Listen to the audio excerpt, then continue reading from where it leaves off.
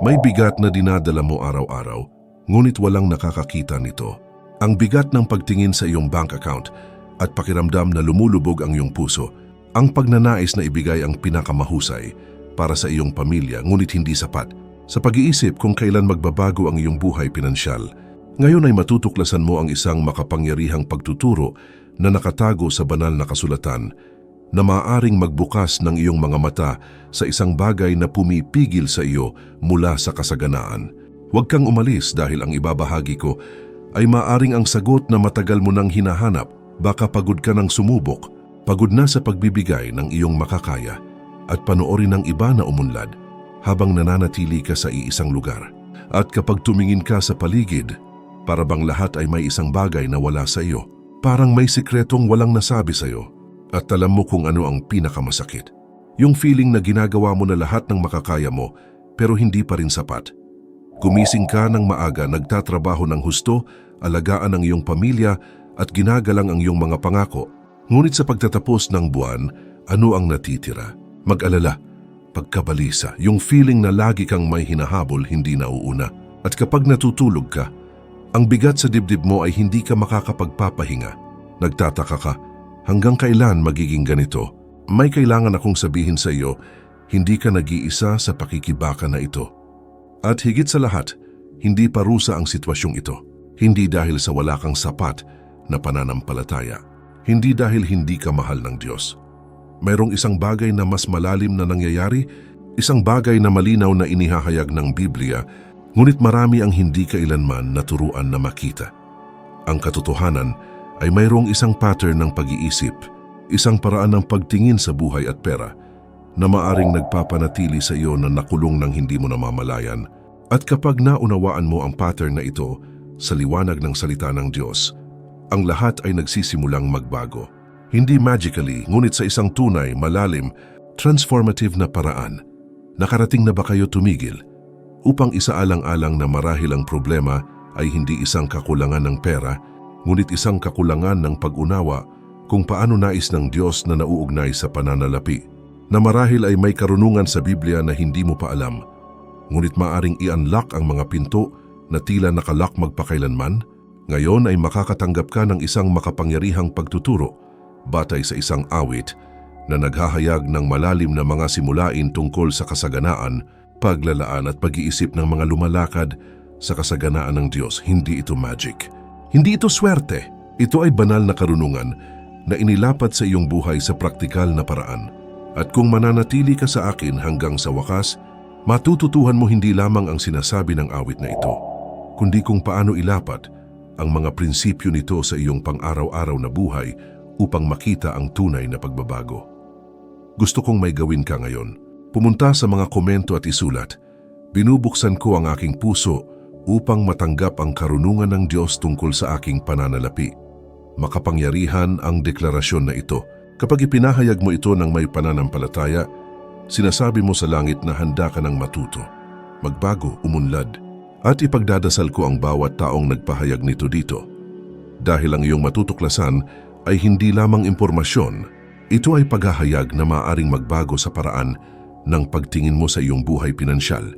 Manatili sa akin dahil ngayon ay ipapakita ko sa iyo kung ano ang awit na ito at kung bakit ito napakalakas.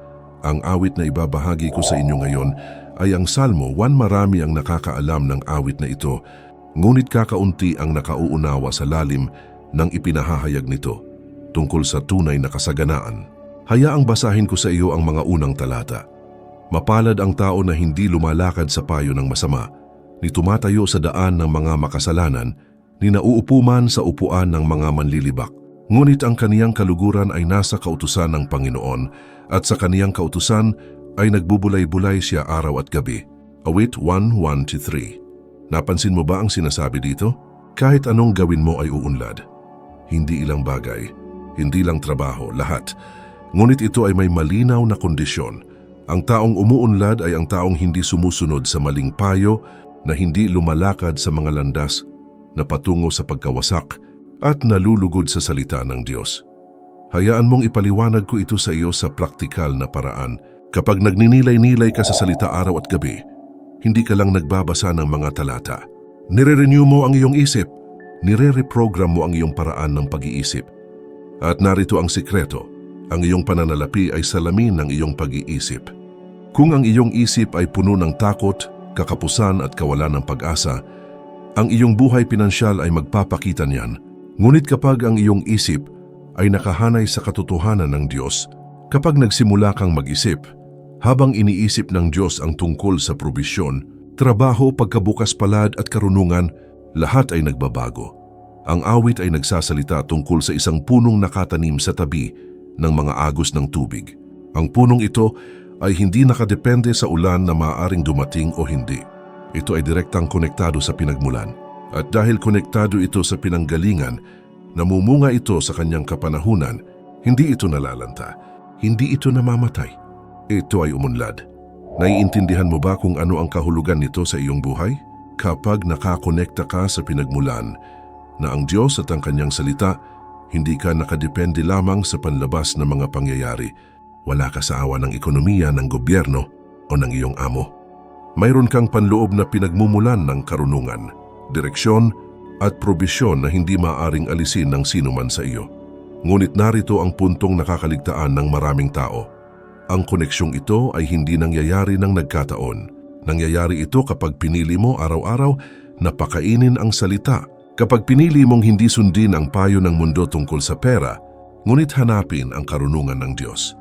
Kapag pinili mong huwag umupo sa mga taong nagrereklamo na nabubuhay sa kapaitan, na nakikita lamang ang kakulangan, ngunit palibutan ang iyong sarili ng pananampalataya, pag-asa at katotohanan. Ngayon ay maaring iniisip mo, ngunit paano ko ito ilalapat sa pagsasanay? Paano ko gagawin ang koneksyon na ito sa pinagmulang gawain sa aking totoong buhay? Kaya yun mismo ang ituturo ko sa iyo sa mga susunod na minuto. Huwag umalis ngayon dahil ang sumusunod ay ang praktikal na hakbang-hakbang na gabay sa pamumuhay ng katotohanan ito. Natanggap mo lang ang paghahayag. Ngayon ay kailangan mong matutong lumakad dito. Manatili sa akin. Bago ko ipakita sa iyo ang praktikal na hakbang-hakbang, kailangan mong malaman ang kwento ni Grace mula sa Maynila. Si Grace ay 42 taong gulang at nagtrabaho bilang isang administrative assistant sa loob ng mahigit 15 taon. Gumising siya ng alas 5 ng umaga araw-araw. Sumakay ng 2 bus para pumasok sa trabaho at umuwing pagod na pagod. Ang kanyang sweldo ay halos hindi sumasakop sa mga pangunahing gastos. Nagkaroon siya ng 3 anak at buwan-buwan ay ganoon din ang pakikibaka. Pagbabayad ng mga bayarin, pagbili ng pagkain, pagsisikap na makatipid. Ngunit walang natira. Si Grace ay isang Kristiyano, nagsisimba at nanalangin araw-araw. Ngunit sa loob tahimik niyang dinadala ang sakit. Nagtataka siya kung bakit hindi siya pinagpala ng Diyos tulad ng pagpapala niya sa iba. Nakita niya ang mga taong umuunlad, bumibili ng mga bahay, naglalakbay at nanatili siya sa iisang lugar. At ang pinakamasama sa lahat ay ang pakiramdam ng pagkakasala.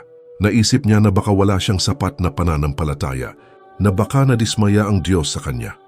Isang araw binigyan siya ng isang kaibigan ng isang lumang Biblia na matagal nang nasa bahay niya. Inuwi ito ni Grace at nagsimulang magbasa. At nang makarating siya sa Psalm 1 ay may nangyari. Binasa niya ang talatang nagsasabing, "Anuman ang iyong gawin ay uunlad." At isang tanong ang gumugulo sa kanyang isipan, bakit hindi ito nangyayari sa akin? Noong gabing iyon, ay gumawa siya ng desisyon. Nagpasya siyang itigil ang pagsunod sa payo ng mundo tungkol sa pera at magsimulang maghanap ng karunungan ng Diyos. Hindi niya alam kung paano ito gagawin, ngunit nagsimula siya sa maliit. Araw-araw bago umalis para magtrabaho, nagbabasa siya ng isang kabanata ng kawikaan. At sinimulan niyang isulat ang mga katotohanang natutuhan niya. Sa loob ng ilang linggo, nagsimulang magbago ang isang bagay, hindi sa mundo sa paligid niya, kundi sa loob niya. Napagtanto niya na gumugol siya ng maraming taon sa pagrereklamo. Paghahambing ng kanyang buhay sa iba, naaawa sa kanyang sarili, at ang mindset na ito ay nagpapanatili sa kanya na natigil. Ngunit ngayon kasama ang salita na pumapasok sa kanyang isipan araw-araw, nagsimula siyang makakita ng mga pagkakataong laging nariyan, ngunit hindi pa niya nakikita noon. Nagsimulang mag-alok si Grace ng maliliit na serbisyo sa pagpaplano ng kaganapan tuwing katapusan ng linggo. Ginamit niya ang kanyang mga umiiral na kakayahan ngunit may sariwang pag-iisip. Sa loob ng 6 na buwan, mas malaki ang kinikita niya tuwing Sabado at Linggo kaysa sa kanyang pangunahing trabaho. Sa loob ng 1 taon, huminto siya sa kanyang trabaho at nagsimula ng isang maliit na negosyo. Ngayon, makalipas ang 5 taon, mayroon siyang pangkat na may 10 tao at nagbibigay ng hindi lamang para sa kanyang pamilya, kundi pati na rin sa iba. Ano ang nagbago sa buhay ni Grace? Ang pera ay hindi nahulog mula sa langit. Hindi nagdeposito ang Diyos ng $1,000 sa kanyang account. Ang nagbago ay ang isip niya. At kapag nagbago ang isip, nagbabago ang mga aksyon. At kapag nagbago ang mga aksyon, nagbabago ang mga resulta. Kung naantig ka sa kwento ni Grace, pumunta sa mga komento ngayon at isulat ang God is renewing my mind and opening my eyes. Ipagdadasal kita at maniwala ka sa akin, kumikilos na rin ang Diyos sa iyong buhay. Ngayon ay ituturo ko sa iyo ang unang praktikal na prinsipyo na kailangan mong ilapat batay sa awit 1.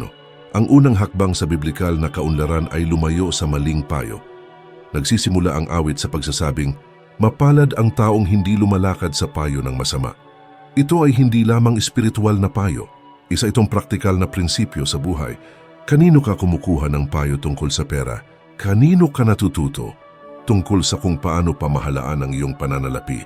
Kung nakikinig ka sa payo mula sa mga taong may utang, na laging nagre-reklamo, na hindi kailanman umunlad, umiinom ka sa maling pinagmulan, ito ay hindi isang bagay ng paghusga sa sinuman. Ito ay isang bagay ng karunungan. Hindi ka makakaasa na mag-aani ng ubas kung naghahasik ka ng mga tinik. Ang Biblia sa Kawikaan, Kabanata 10, talata 20 ay nagsasabi, siya na lumalakad na kasama ng marurunong ay nagiging pantas, ngunit ang kasama ng mga mangmang ay nagdurusa ng pinsala. Ang iyong pang-araw-araw na pag-uusap ay naglalapit sa iyo sa karunungan o kahangalan. Ang iyong pagkakaibigan ba ay nag-aangat o nagpapababa sa iyo? Alam kong maaring mahirap itong pakinggan, ngunit kailangan mong gumawa ng tapat na pagtatasa. Kung maghapon kang nakikinig sa mga taong nagrereklamo tungkol sa buhay, sinasabing walang mga pagkakataon na ang lahat ay mahirap, na ang gobyerno ang may kasalanan, na ang ekonomiya ay masama, ito ang humuhubog sa iyong isip. At ang isip na hinubog ng negativity ay hindi makakapagdulot ng mga positibong resulta. Ang pangalawang prinsipyo ay huwag tumayo sa daan ng mga makasalanan na nangangahulugan ito. Huwag manatili sa mga lugar na hindi ka nagdadala saan man. Ilang oras sa isang araw ang ginugugol mo sa social media sa panonood ng buhay ng ibang tao, ngunit hindi naglalaan ng oras sa pag-aaral ng bago. Ilang oras ka nagrereklamo, ngunit hindi kumikilos para baguhin ang iyong sitwasyon. Ang salitang deter dito ay nangangahulugang huminto, maging stagnant. At maraming tao ang natigil hindi dahil kulang sila ng mga pagkakataon, kundi dahil hindi sila gumagalaw. Naghihintay sila ng pagbabago, ngunit wala silang ginagawang kakaiba. At ang ikatlong prinsipyo, huwag kang maupo sa upuan ng mga manunuya. Huwag magpakatatag sa mga taong nanunuya sa pananampalataya na tumatawa sa mga may pangarap, na pumupuna sa mga nagsisikap na umunlad. Ang mga taong ito ay ubusin ng iyong lakas, ang iyong pag-asa, ang iyong pananampalataya. Kailangan mong maunawaan, ang kasaganaan ay hindi lamang tungkol sa pagkakaroon ng pera. Ito ay tungkol sa pagkakaroon ng malusog na pag-iisip. At hindi ka bumubuo ng isang malusog na pag-iisip sa mga nakakalason na kapaligiran. Ang turong ito ay nagbabago ng buhay. Kung nakakatanggap ka ng paghahayag dito, mangyaring mag-iwan ng like bilang pasasalamat sa salita na ibinabahagi. At mag-subscribe sa channel dahil dito ka patuloy na makakatanggap ng mga katotohanan sa Biblia na nagbabago. Ito ay isang puwang kung saan ang salita ng Diyos ay pinarangalan at kung saan ka lalago sa espiritual at praktikal. Pero simula pa lang yan. Ngayon ay ipapakita ko sa iyo kung paano mo masisimulan ang pagninilay-nilay sa salita sa paraang tunay na nagbabago sa iyong buhay pinansyal. Huwag sumuko. Dahil ang susunod na hakbang ay mahalaga. Ang ikalawang dakilang prinsipyo ng awit 1 ay kaluguran ng kautusan ng Panginoon at pagnilayan ito araw at gabi. Ngunit ano ba talaga ang ibig sabihin nito sa pagsasanay? Ang pagmumuni-muni ay hindi lamang pagbabasa. Ang pagmumuni-muni ay malalim na sumasalamin. Hinahayaan ng salita na tumago sa iyo hanggang sa mabago nito ang paraan ng iyong pag-iisip, pakiramdam at pagkilos. Kapag nagninilay-nilay ka sa isang talata, hinahayaan mong maging bahagi mo ang katotohanan iyon. Halimbawa, kung babasahin mo ang Filipos Kabanata 4, versikulo 19. Ibibigay ng aking Diyos ang lahat ng iyong mga pangangailangan ayon sa kanyang mga kayamanan sa kaluwalhatian sa pamamagitan ni Kristo Jesus, at binabaybay mo lamang ang talatang iyon, walang mangyayari. Ngunit kapag huminto ka at ulitin ang talatang iyon ng ilang beses sa buong araw, kapag hinayaan mong labanan ang katotohanan ito sa takot at pagkabalisa sa iyong isipan, may makapangyarihang mangyayari. Nagsisimula kang tunay na maniwala, at narito ang lihim na hindi nauunawaan ng marami. Ang iyong pananampalataya ay hindi lalago sa pamamagitan lamang ng pakikinig sa mga sermon. Lumalago ang iyong pananampalataya kapag ikaw mismo ang kumain sa salita, kapag inaako mo ang responsibilidad sa paghahanap sa Diyos para sa iyong sarili. Gusto kong bigyan ka ng praktikal na diskarte. Araw-araw pagkagising mo, bago mo kunin ang iyong telepono, bago ka magsimulang mag-alala tungkol sa mga problema sa araw na ito, kunin ang iyong Biblia at basahin ang isang kabanata ng Kawikaan. Ang Kawikaan ay may 31 kabanata, isa para sa bawat araw ng buwan. At ang Kawikaan ay puno ng karunungan tungkol sa trabaho, pera, relasyon at mga desisyon. Kapag ginawa mo ito araw-araw, ang iyong isip ay magsisimulang sanayin ng karunungan. At kapag ang iyong isip ay sinanay ng karunungan, gumawa ka ng mas mahusay na mga desisyon. Iniiwasan mo ang mga pitfalls, kinikilala mo ang mga pagkakataon, kumilos ka ng may pag-unawa. Ang isa pang makapangyarihang talata ay nasa Roma Kabanata 20, versikulo 2, at huwag kayong umayon sa sanglibutang ito, kundi magbago kayo sa pamamagitan ng pagbabago ng inyong pag-iisip upang mapatunayan ninyo kung ano ang mabuti at katanggap-tanggap at sakdal na kalooban ng Diyos. Ang pag-renew ng iyong isip ay hindi automatiko. Ito ay sinadya. Dapat kang pumili araw-araw na i-renew ang iyong isip sa katotohanan. At kapag ang iyong isip ay nabago, huminto ka sa pag-iisip tulad ng mundo. Sabi ng mundo, kailangan mo ng swerte para umunlad. Sinasabi ng salita, kailangan mo ng karunungan. Sabi ng mundo, ikaw ay biktima ng mga pangyayari. Sinasabi ng salita, ikaw ay higit pa sa isang mananakop. Sabi ng mundo, walang pag-asa. Sabi ng salita, sa Diyos, lahat ng bagay ay posible. Nakikita mo ba ang pagkakaiba? Hindi ito tungkol sa pagwawalang bahala sa katotohanan. Ito ay tungkol sa pagtingin sa katotohanan sa pamamagitan ng pananaw ng Diyos. At kapag ginawa mo iyon, hindi ka na paralisado ng takot. Kumilos ka ng may pananampalataya. Kaya narito ang hamon para sa iyo. Para sa susunod na 30 araw, mangako sa pagbabasa ng isang kabanata ng Kawikaan sa isang araw. At sa buong araw, pumili ng isang talata mula sa kabanatang iyon. At ulitin ito sa iyong isipan. Kapag nasa bus ka, ulitin mo. Kapag nagtatrabaho ka, ulitin ito. Kapag umabot ang pagkabalisa, ulitin ito. Hayaang gumana sa iyo ang salita. Ngayon gusto kong pag-usapan ang ikatlong prinsipyo, maging parang punong nakatanim sa tabi ng mga ilog ng tubig makapangyarihan ang larawang ito. Ang isang puno na nakatanim malapit sa mga batis ng tubig ay may patuloy na pag-access sa pinagmulan. Hindi ito nakasalalay sa ulan. Hindi ito natutuyo sa mahihirap na panahon. Ito ay palaging konektado at narito ang katotohanan. Kailangan mong konektado sa pinagmulan na ang Diyos sa pamamagitan ng panalangin at ng salita. Ngunit kailangan mo ring itanim. Hindi ka maaaring maging isang puno na patuloy na binubunot at muling itinatanim. Kailangan mong magkaroon ng malalim na ugat. Ano ang ibig sabihin nito ng praktikal? Nangangahulugan ito na kailangan mo ng espiritual at emosyonal na katatagan. Maraming mga tao ang palaging tumatalon mula sa isang diskarte patungo sa isa pa, mula sa isang trabaho patungo sa isa pa, mula sa isang ideya patungo sa isa pa, nang hindi kailanman naghuhukay ng malalim sa anumang bagay. At dahil dito, hindi sila umunlad. Sinasabi ng Biblia na ang puno ay namumunga sa sarili nitong panahon, hindi sa sarili mong panahon, sa tamang panahon. At nangangailangan iyon ng pasensya, nangangailangan ito ng tiyaga, nangangailangan ito ng pananampalataya na hindi sumusuko. Mayroong isang sipi sa Galatia Kabanata 6, versikulo 9 na nagsasabing, Huwag tayong mga pagod sa paggawa ng mabuti, sapagkat sa takdang panahon tayo ay mag-aani kung hindi tayo susuko. Ang tanong ay hindi kung aani ka. Ang tanong, susuko ka ba bago mag-ani? Maraming tao ang sumuko sa araw bago ang isang himala. Sila ay nagtatanim, nag-aalaga at nagdidilig. Ngunit kapag malapit na ang pag-aani, sila ay napapagod at sumuko. Huwag kang ganyan. Kung ginagawa mo ang tama, kung lumalakad ka sa pagsunod, kung hinahanap mo ang Diyos, magpatuloy. Darating ang prutas at tingnan kung ano ang sinasabi ng awit. Ang iyong dahon ay hindi malalanta. Nangangahulugan ito na kahit na sa mahihirap na panahon, hindi ka malalanta. Magkakaroon ka ng buhay, magkakaroon ka ng pag-asa, magkakaroon ka ng lakas upang magpatuloy. Bakit naman? Dahil konektado ka sa pinagmulan. Nais kong ipaalala sa inyo ang isang katotohanang matatagpuan sa Isaias, Kabanata 40, talata 31, ngunit ang mga naghihintay sa Panginoon ay magbabago ng kanilang lakas. Sila'y sasampa na may mga pakpak na parang mga agila. Sila'y tatakbo at hindi mapapagod.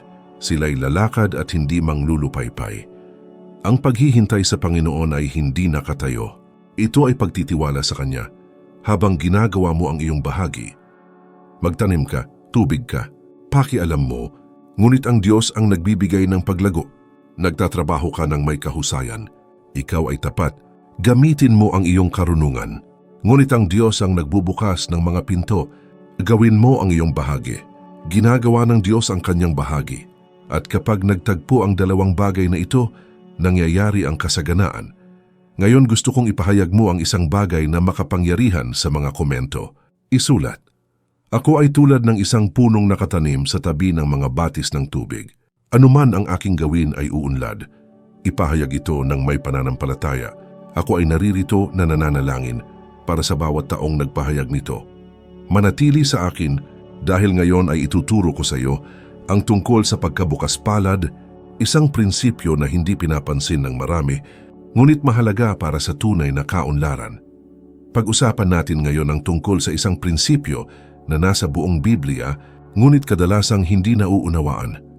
Pagkabukas palad ang awit 1 ay nagsasalita tungkol sa isang puno na namumunga. Ang pamumunga ay hindi lamang para sa iyong sarili, para din sa iba. At narito ang malalim na katotohanan. Ang tunay na kasaganaan ay laging may kasamang pagkabukas palad. Mayroong espiritual na batas sa Lucas, Kabanata 6, versikulo 31 na nagsasabing, magbigay kayo at kayo'y bibigyan, mabuting takal, siksik, liglig, at umaapaw ang ibibigay ng mga tao sa inyong sarili. Nakikita mo ba ang sinasabi nito? Ang ibinibigay mo ay babalik sa iyo na dumami.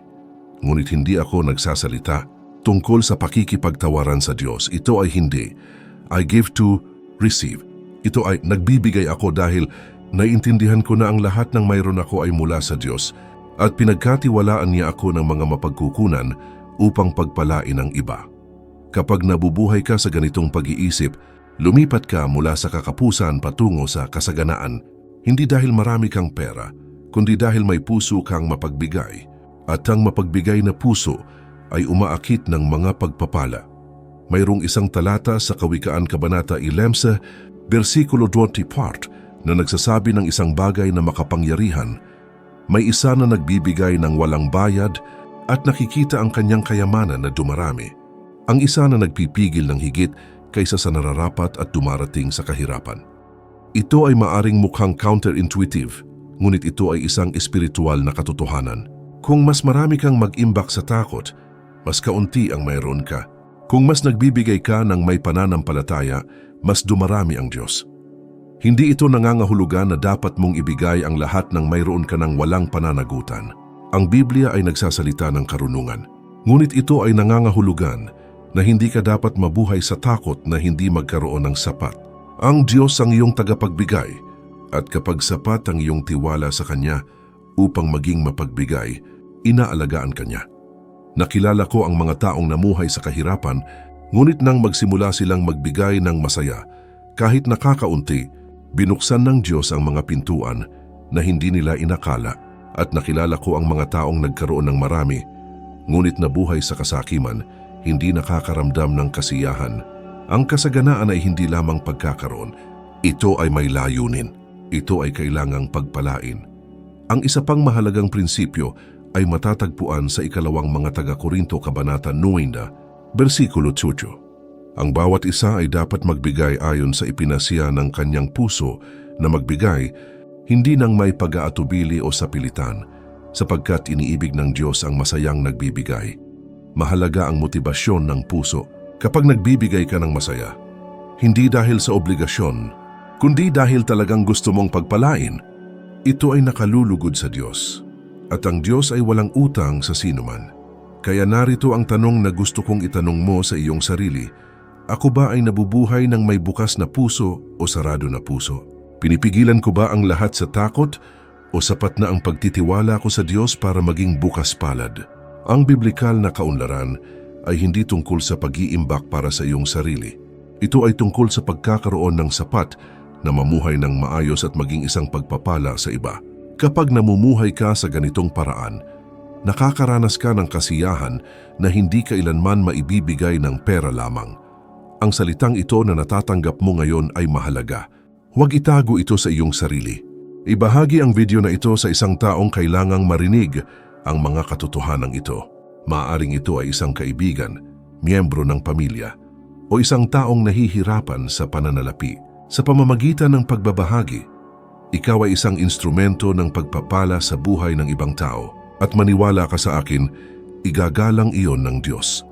Ngayon ang susunod na magtatapos sa lahat ng napag-usapan natin sa ngayon. Manatili sa akin dahil ang huling prinsipyo ay mahalaga. Ang huling prinsipyong nais kong ibahagi sa inyo ay nasa huling bahagi ng Awit 1, talata 3. Anuman ang kanyang gawin ay uunlad. Ngunit bigyang pansin, anuman ang kanyang gawin ay uunlad gawin. Hindi lahat ng iyon pangarap, hindi lahat ng iyon mag-wish, lahat ng iyong gawin. Ang kaunlaran ng Biblia ay nangangailangan ng pagkilos. Nangangailangan ito ng trabaho, nangangailangan ito ng kasipagan. Mayroong isang talata sa Kawikaan, Kabanata 10, versikulo 4, na nagsasabing, siya na nakikitungo ng tamad ay nagiging dukha, ngunit ang kamay ng masipag ay nagpapayaman. Iginagalang ng Diyos ang gawain, pinagpapala ng Diyos ang pagsisikap, ngunit hindi niya pinagpapala ang katamaran. Maraming tao ang naghihintay na gawin ng Diyos ang lahat, ngunit hindi nila ginagawa ang kanilang bahagi. At narito ang katotohanan, hindi gagawin ng Diyos para sa iyo ang ibinigay niya sa iyo na kakayahang gawin. Bibigyan kanya ng karunungan, direksyon, lakas at mga pagkakataon. Pero kailangan mong kumilos.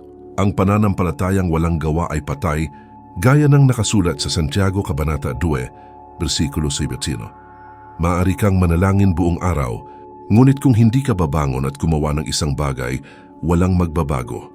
Binubuksan ng Diyos ang mga pintuan, ngunit kailangan mong dumaan sa kanila. Nagpapadala ang Diyos ng mga pagkakataon, ngunit kailangan mong samantalahin ang mga ito. At narito ang isang mahalagang bagay, magsimula kung nasaan ka. Huwag maghintay hanggang ang lahat ay perpekto upang magsimula. Gamitin ang nasa kamay mo ngayon. May talent, gamitin ito. May kasanayan ka, paunlarin ito. May ideya? Magsimula sa maliit. Hindi kailangan ng Diyos ng maraming gawin. Kailangan niya ng taong handang-handa. Tandaan ang kwento ng mga talento na sinabi ni Jesus sa Mateo Kabanata 25. Ang alipin na tumanggap ng 5 talento ay nagtrabaho at pinarami ang mga ito. Gayon din ang ginawa ng alipin na tumanggap ng 2 talento. Ngunit ang katulong na tumanggap ng 1 ay inilibing ito sa lupa dahil sa takot. At anong nangyari? Nawala niya kahit na maliit na mayroon siya. Dahil ginagantimpalaan ng Diyos ang mga kumikilos, hindi ang mga tumatayo. Kaya gusto kong tanungin ka, ano ang mayroon ka sa iyong mga kamay ngayon na hindi mo ginagamit? Anong kasanayan ang natutulog? Anong pagkakataon ang binabaliwala mo dahil sa takot? Oras na para kumilos, oras na para gawin ang unang hakbang. At tandaan, ang kasaganaan ay hindi dumarating ng magdamag, ngunit kapag pinagsama mo ang pananampalataya, karunungan, gawain at pagsunod, darating ang mga resulta. Maaring tumagal ng ilang buwan, maaring tumagal ng maraming taon. Pero kung hindi ka susuko, darating yan. Mayroong isang talata na lubos na nagpapalakas sa akin sa Hebreo Kabanata 10, versikulo 36, sapagkat kailangan ninyo ng pagtitiyaga upang pagkatapos ninyong magawa ang kalooban ng Diyos ay matanggap ninyo ang pangako. Ang pangako ay naroon, pero kailangan mong magtiyaga. Huwag sumuko kapag ang mga bagay ay nagiging mahirap. Huwag sumuko kapag tila walang nagbabago. Ipagpatuloy ang paggawa ng tama. Patuloy na hanapin ang Diyos. Patuloy na kumilos ng matalino. At sa takdang panahon, makikita mo ang bunga. Dahil malinaw ang pangako ng awit 1, anumang iyong gawin ay uunlad. Hindi lang ilang bagay, lahat. Kapag nakatanim ka sa salita, kapag konektado ka sa pinagmulan, kapag kumilos ka ng may pananampalataya at karunungan, pinapaunlad ng Diyos ang mga bagay. Ngayon ay nakatanggap ka ng higit pa sa impormasyon. Nakatanggap ka ng katotohanan sa Biblia na maaring magbago ng iyong buhay. Ang awit 1 ay hindi isang magic formula. Ito ay isang paanyaya na mamuhay ng naaayon sa mga prinsipyo ng Diyos. At kapag namumuhay ka sa ganitong paraan, ang kasaganaan ay natural na kahihinatnan. Natutunan mo na dapat mong talikuran ang maling payo. Dapat mong pagnilayan ng salita araw at gabi. Dapat kang maging tulad ng isang puno na nakatanim sa tabi ng mga batis ng tubig na may malalim na ugat at patuloy na bunga. Dapat kang mamuhay ng mapagbigay at dapat kang kumilos ng masigasig. Ang mga ito ay hindi komplikadong mga prinsipyo, ngunit ang mga ito ay malalim. At kung ilalapat mo ang mga ito sa iyong buhay, makikita mo ang mga tunay na pagbabago. Hindi dahil ipinangako ko ito, kundi dahil ipinangako ito ng Diyos. At hindi nagsisinungaling ang Diyos. Ngayon gusto kong ipagdasal ka. Kung nasaan ka man, ipikit mo ako saglit. Ngayon, nagpapasalamat ako sa iyong pagiging tapat. Panginoon, hinihiling ko na hawakan mo ang puso ng bawat taong nakikinig sa mensaheng ito. Naway tumagos ng malalim ang iyong salita at magbunga ng tunay na pagbabago. Ito ang magpapanibago sa kanilang isipan. Buksan ang kanilang mga mata upang makita ang mga pagkakataong inilalagay mo sa kanila. Bigyan sila ng karunungan upang makagawa ng mga tamang desisyon. Bigyan sila ng lakas ng loob na kumilos ng may pananampalataya. At higit sa lahat, Panginoon, naway maunawaan nila na ikaw ang kanilang tagapagbigay. At kapag sila ay konektado sa iyo, hindi sila magkukulang. Pagpalain ang gawa ng kanilang mga kamay. Umunlad ang lahat ng kanilang ginagawa. Naway maging tulad sila ng isang punong nakatanim sa tabi ng mga ilog ng tubig. Laging namumunga, laging tumutubo, laging nagpapala sa iba. Sa pangalan ni Jesus dalangin ko. Amen. Kung natanggap mo ang salitang ito ng may pananampalataya ngayon, pumunta sa mga komento at isulat, pinipili kong mamuhay ayon sa mga alituntunin ng awit 1. Lahat ng gagawin ko ay uunlad. Ipahayag ito. Maniwala ka at simulan mo itong ipamuhay ngayon. Magkakasama tayo sa panalangin. Dahil kapag ang komunidad ng pananampalataya ay nagsama-sama, ang mga makapangyarihang bagay ay nangyayari. Umiiral ang channel na ito upang dalhin sa iyo ang malalim na mga turo sa Biblia na nagbabago ng buhay. Kung pinagpapala ka ng content na ito, mangyaring mag-iwan ng like. Makakatulong ito sa iba na matuklasan din ng mga katotohanan ito. At mag-subscribe sa channel ngayon dahil bawat linggo ay may bagong nilalaman batay sa salita ng Diyos. I-on ang notification bell para wala kang mamiss na video. Ang bawat pagtuturo dito ay maaring maging susi na kailangan mo para sa susunod na yugto ng iyong buhay. At may isa pang bagay na hindi mo mapapalampas. Ang susunod na video na lumalabas sa iyong screen ay nagdadala na ngayon ng mas malalim na paghahayag tungkol sa isang talatang kakaunti lang ang nakakaalam, ngunit ito ay nagdadala ng napakalaking kapangyarihan para sa mga nakatuklas nito. Hindi nagkataon na naabot mo ito. May ipapakita pa sa iyo ang Diyos. Mag-click sa susunod na video ngayon at ipagpatuloy ang paglalakbay na ito ng pagbabago. Ang iyong pinansyal at spiritual na hinaharap ay maaring depende sa kung ano ang iyong matutuklasan. Huwag ipagpaliban. I-click ngayon. Pagpalain ka nawa ng Diyos ng sagana. Hanggang sa susunod na video.